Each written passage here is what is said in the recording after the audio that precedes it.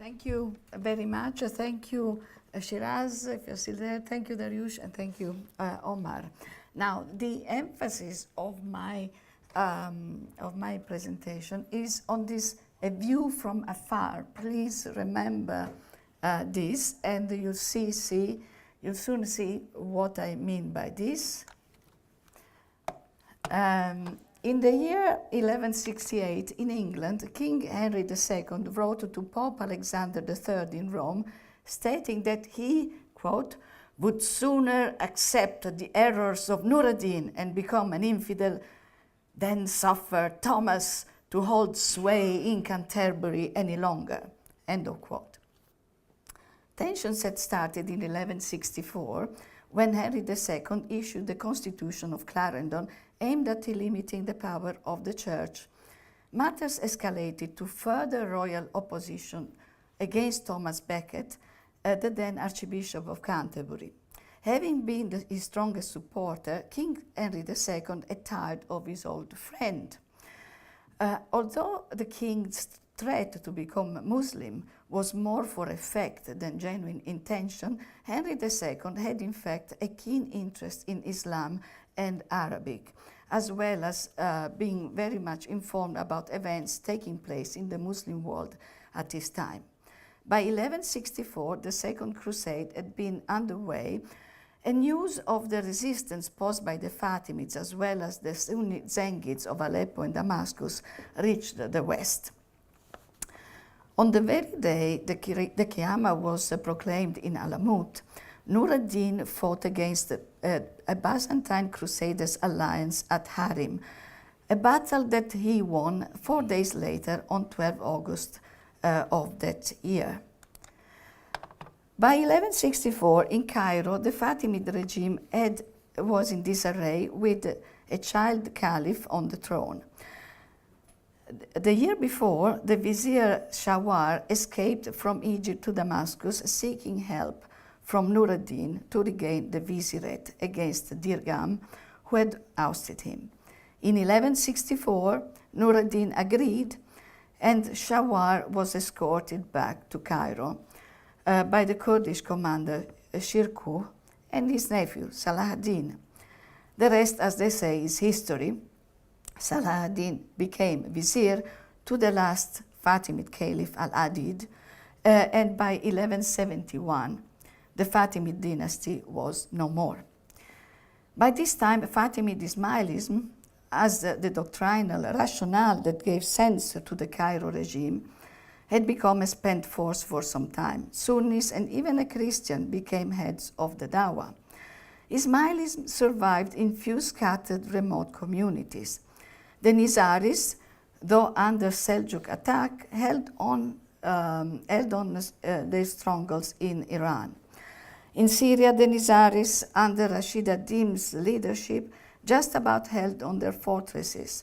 Isolated groups in Central Asia continued their tradition, the tradition brought to them by Nasser Khosrow, and eventually aligned themselves on the Nizaris of Iran. By the way, Shiraz has recently published an important paper on a text titled Hekoyat and Nasser Khosrow, which I think, among other things, gives a hint of the modality through which Central Asian Fatimid Ismailis came to align themselves with the Nizaris of Iran. Another group was that of the Ṭayyibīs of Yemen. Resulting from the rivalry originating in 1094 due to the succession dispute, the Nizaris and the Ṭayyibī Dawas had nevertheless shared, since 1130, the same predicament. They each paid allegiance to imams who were in hiding, respectively the descendants of Nizar for the Nizaris, and Al-Tayyib, believed to be a son of Al-Amir in the Mustalian line for the Ṭayyibīs. This equilibrium, which meant that each group, though rival, could afford to ignore each other, ended abruptly in 1164 with the proclamation of the Qiyāma in Alamut. The event brought about in spectacular fashion the manifestation of the Imam as descendant of Nizar, which in turn made visible the continuation of the imamate in the Nizari line. The choice of 17th Ramadan as the day of the resurrection in Alamut was not casual. Centuries before, it was on 17th Ramadan of the second year of the Hijrah that the Battle of Badr took place. In Shi'i thought and lore, this battle acquired eschatological overtones. 313 angels accompanied the Prophet in that venture. Badr was Muhammad's first major victory by which God separated the believers from the unbelievers, the Quranic Yawm al-Furqan. It represented the start of the establishment of the exoteric dimension of religion. One day, the appearance of the Qa'im would have universally established in history the esoteric dimension.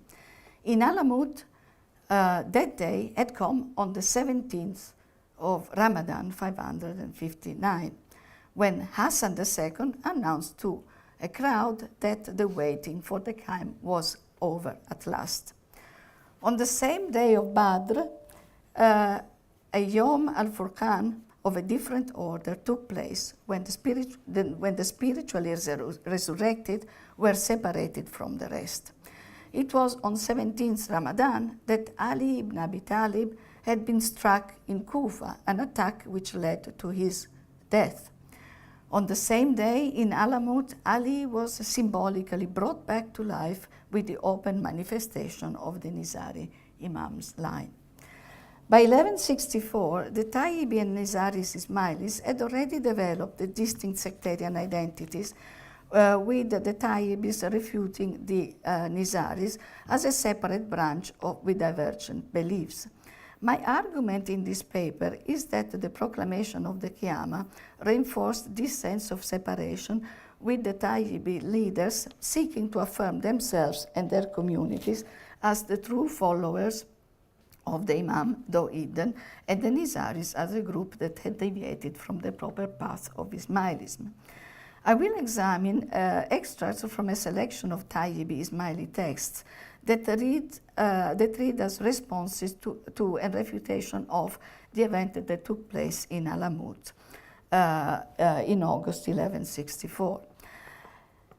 And the Nizari Ismailis doctrines that had arrived in the aftermath. In my view, the Ṭayyibī's refutation of the brand of Ismailis that the proclamation of the Qiyāma inaugurated had not so much to do or only to do with the event per se, but with the fact that a manifest Nizari Imam precipitated the Ṭayyibī leadership, the Dai Mutlaqs, to have to explain its role and its rationale of authority to their communities as a representative of a hidden one.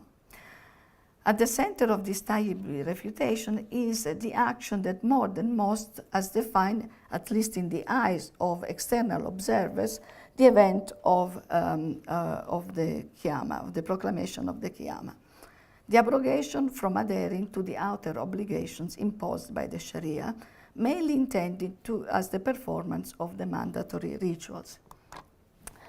The first Ṭayyibī work that I consider here is an unpublished treatise titled Kalam fil Tarbiyah, written by Muhammad ibn Tahir al-Harithi after 1164 and before 1188, the year of his death. Muhammad ibn Tahir al-Harithi had been teacher and madun in Sana of the third Dai Mutlaq al-Hamidi. In the Kalam is contained in a manuscript of Majmu'a Tarbiyah, a late 12th century corpus organizer consisting of some 50 Ismaili texts.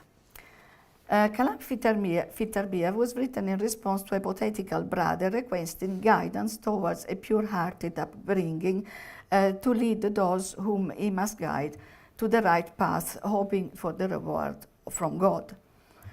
In the first chapter, Al-Harisi categorizes the Shia into three groups: the group of the truth, the group of deviation, and the group of negligence.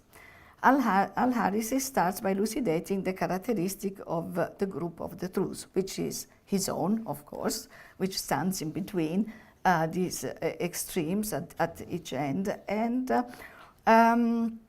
and basically these are the people of the truth that Al-Harisi say uphold the pillars of Islam both outwardly and inwardly. Al-Harisi then proceeds to debunk those that he calls extremists,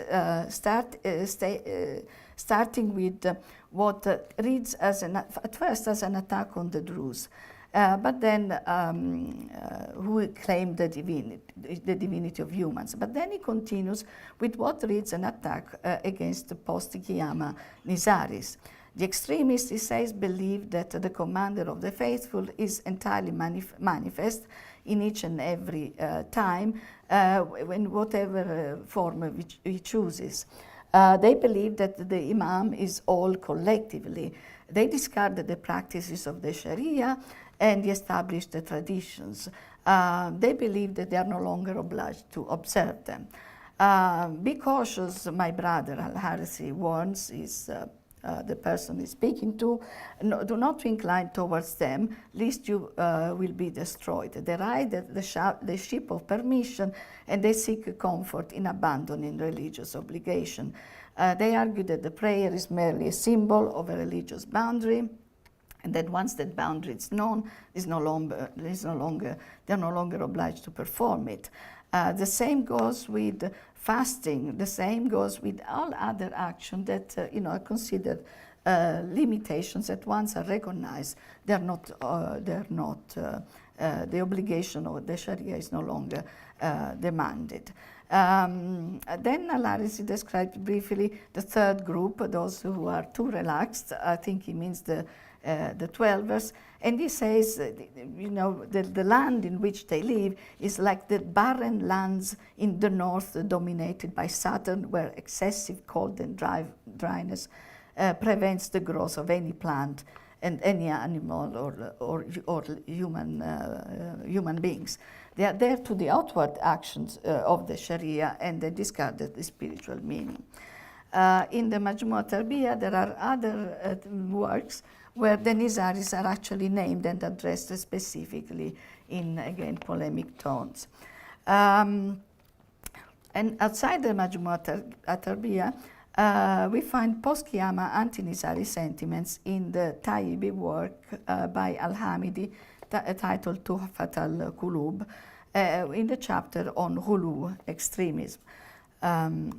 Al-Hamidi was a pupil of Al-Harisi. In 1162, he became the third Ṭayyibī Mutlaq in Yemen, the same year as Ḥasan II became the leader of the Nizaris in Alamut. At a time when Yemen, in the same year as Ḥasan II, experienced, the Ṭayyibīs were fighting for their survival, which came to under military attacks due to tribal rivalries. They faced extinction at the hand of the Ayyubids when they took over Yemen. Not unlike the Nizaris, Al-Hamidi responded to these challenges, retreating he and his communities to remote fortresses and by mounting military resistance. With the Qiyāma doctrine in Alamut, systematized by Ḥasan II's son and successor Muhammad, in Yemen, under such dire circumstances, with the Imam al-Tayyib nowhere to be seen, might switching allegiance to a visible, tangible Ismaili imamate prove a tempting alternative for the bereft Ṭayyibīs? In the Tuhfat al-Qulub, a work written in times of uncertainty intended to preserve the history of the Dawah and its functioning for future generations, the refutation of the Nizari post-Qiyāma doctrines centered not so much or only on Ḥasan's the second abrogation of the Sharia, but on a doctrinal development that resulted from it, the swap at the top of the cosmological hierarchy whereby the imamate took precedence over prophethood. In the chapter on Hulu in the Tuhfa, the chapter starts with a warning against those groups who associated themselves, who are associated with the people of the truth, the Ismailis, but had deviated and led others astray. They are extremists in their beliefs, it is said, who see and believe that Ali ibn Abi Talib is everything. Some of them hold that the commander of the faithful is the hidden of all hidden things, and that he transitions through various forms. They believe that he is the first, that imams are the first creator, and they do not realize that every messenger who is established among the people of the command of God assumes the role of the first creator instead. So basically, Al-Hamidi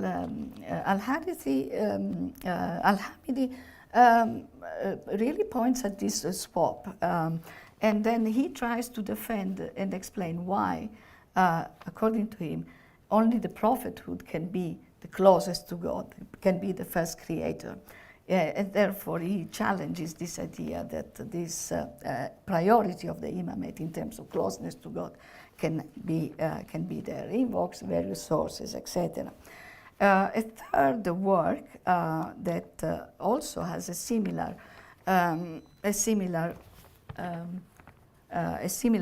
approach is by a later writer, Ali ibn Muhammad ibn al-Walid, who, it's interesting because in his Tuhfat al-Murtad, he announces that this is a refutation of the Majidiyya, a group, i.e. those who supported in the Mustalian line the imamate and the caliphate of Al-Hamidi, of Al-Hafiz, sorry, as the legitimate Fatimid imam in the Mustalian line in Cairo. But then as we progress through this text, we see that there is no point or any motive for challenging the Hafizi line, because by the time Ibn al-Walid writes, this line is already finished, forgotten, ended. Instead, what he goes on to speak about is that it's a polemic stance against what it is, like a polemic stance against the Nizaris. Again, this idea that they abandon the Sharia, that they don't keep the balance between the esoteric and the exoteric, etc. What is interesting is that what I think the proclamation of the Qiyāma in Alamut has triggered for the Ṭayyibīs was the need to explain themselves what the Qiyāma is. And it's something that it cannot happen until their Imam, Al-Tayyib, returns. And also, they also work out a system to prolong as much as possible, to give themselves time, whereby this Qiyāma, it's something that will happen. They introduce or they reinforce the idea of big cycles, big eons. So this Qiyāma can only happen after cycles that are included in eons can only happen at a very, very distant time. That's when Al-Tayyib will appear. Before that, that cannot happen. Finally, I will look at the Uyun al-Akhbar. You know, we are now jumping in time. We are with Idris Imaduddin. We are in the 15th century. And at last we find here a direct reference to the Nizaris. A contact is made there. After the old denunciation of, again, the opposition to the practices of the Sharia, Idris Imaduddin refers to an episode and says that took place during his daiship.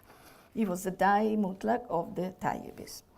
He says that in the year 1436, That is, this is a time when there was a period of Satra within the Nizari line. This is known as the Anjudan period. He states that in that year, a strange man came to the fortress of Shibam, the highest and most fortified castle in the Araz mountain region of Yemen. He claimed that he was from Samarkand. He met with some of the trusted men of the Ṭayyibī Dawah privately and told them that he followed the religion of Nizar and that they had an imam from the descendant of Nizar whom he named along with his forefathers all the way back to Nizar. He claimed that his imam and his followers were in Samarkand and that they remained there until that year. The man, Idris reports, also recounted some of the corrupt acts they committed, inclining towards permitting the forbidden, saying that their imam eased for them the burdens of fasting and the obligations of the Sharia that weigh on them. So here is someone who tries to proselytize there. When we learned, when we learned what he was saying and believed, we ordered him out, we expelled him and banished him. We disassociate ourselves with anyone who diminishes anything from the Sharia of Muhammad or believes in an interpretation that nullifies its confirmed obligations. The Ṭayyibīs, with their adherence to the Sharia and the hidden imams, found a little common ground with the Nizari's esoteric, supposed to be anti-legalistic approach. At the same time, the Ṭayyibī leadership saw the need to assert their right and guidance role in the eyes of the community by distancing themselves from even further from the Nizaris of the post-Qiyāma period. They did this by solidifying their theological and political independence from their rivals with their rejection and criticism. In the process, the Ṭayyibīs embarked on a systemization of their own understanding of what the Qiyāma entailed and when it would happen. So in this paper, I think I've just scratched the surface of what I believe to be an untapped new line of inquiry into inter-Ismaili understanding of the doctrines and practices that developed in the aftermath of the proclamation of the Qiyāma. And just to end where we begin, what was happening in Europe in 1164. This is some of the highlights of that year, an eventful year, not just in Alamut, but in the world as it was known then. Thank you very much. Thank you.